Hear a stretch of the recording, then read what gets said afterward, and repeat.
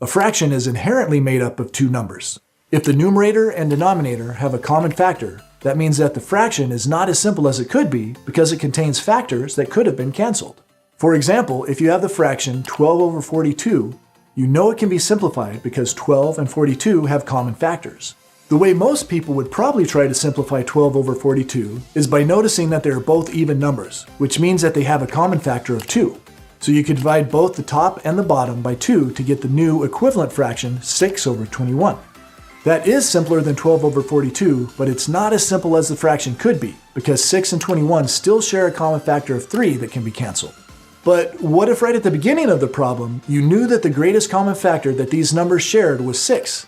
Then, if you simplified it by dividing both the top and the bottom of the fraction by 6, you'd get the result 2 over 7. And 2 over 7 is the simplest form this fraction can take. Let's get another number and figure out what its factors are. Let's do that with 42 since we already know that 6 and 7 are factors. What other whole numbers can we multiply to get 42? Well, there's 2 times 21, and 3 times 14 also gives you 42. Besides that, the only factors of 42 are its trivial factors of 1 and 42.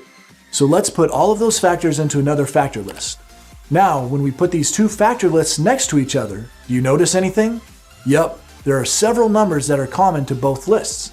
Of course, 12 and 42 both share the factor 1, since all numbers have a factor of 1. But they also share the factors 2, 3, and 6. That's a lot of common factors. I'll bet these numbers would be good friends, even though there are some factors that they don't have in common.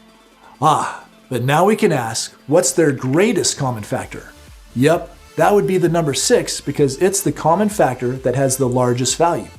Greatest basically just means the largest, so you can think of it as the largest common factor if that helps you remember better. So to find the greatest common factor of any two numbers, all you have to do is list all of their factors and pick the one that has the largest value that's in both lists. It's as simple as that.